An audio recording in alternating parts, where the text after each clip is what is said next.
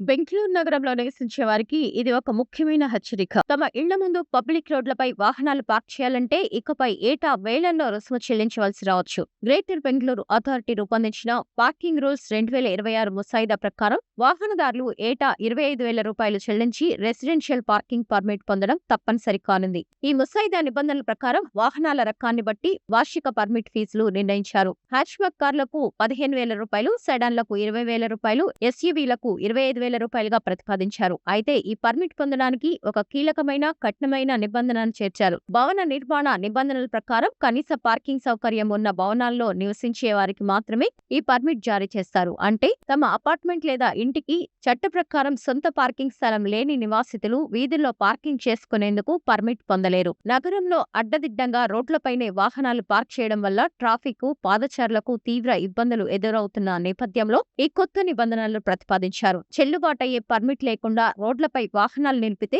దానికి చట్టవిరుద్ధమైన పార్కింగ్ గా పరిగణించి జరిమానాలు విధిస్తారు. ఈ పర్మిట్ ను ఒక నిర్దిష్ట వ్యక్తికి, వాహనానికి మాత్రమే జారీ చేస్తారు. దీని కాలపరిమితి 1 సంవత్సరం ఉంటుంది. ఆ తర్వాత దరఖాస్తుదారు అదే ప్రాంతంలో నివసిస్తున్నారని నిర్ధారించుకున్న తర్వాతే పునరుద్ధరిస్తారు. ఈ పర్మిట్ కేవలం ఇంటికి నడిచి వెళ్లే దూరంలో పార్కింగ్ కోసం నిర్దేశించిన రోడ్లలో మాత్రమే చెల్లుబాటు అవుతుంది. వేరే ప్రాంతాల్లో పార్క్ చేస్తే నిబంధనల ఉల్లంఘన కిందకే వస్తుంది. అంతేకాకుండా ఆర్టీరియల్, సబ్ ఆర్టీరియల్ రోడ్లలో కాకుండా ఇతర రోడ్లపై మాత్రమే పార్కింగ్ కు అనుమతి ఉంటుంది. అక్కడ కూడా ట్రాఫిక్ కోసం కనీసం 6 మీటర్ల రోడ్డు, పాదచారుల కోసం ఇరువైపులా 1.8 మీటర్ల ఫుట్పాత్ ఖాళీగా ఉంచాలనే నిబంధన విధించారు. ప్రస్తుతం ఈ నిబంధనలు ముసాయిదా దశలోనే ఉండగా త్వరలో దీనిపై తుది నిర్ణయం వెలువడనుంది.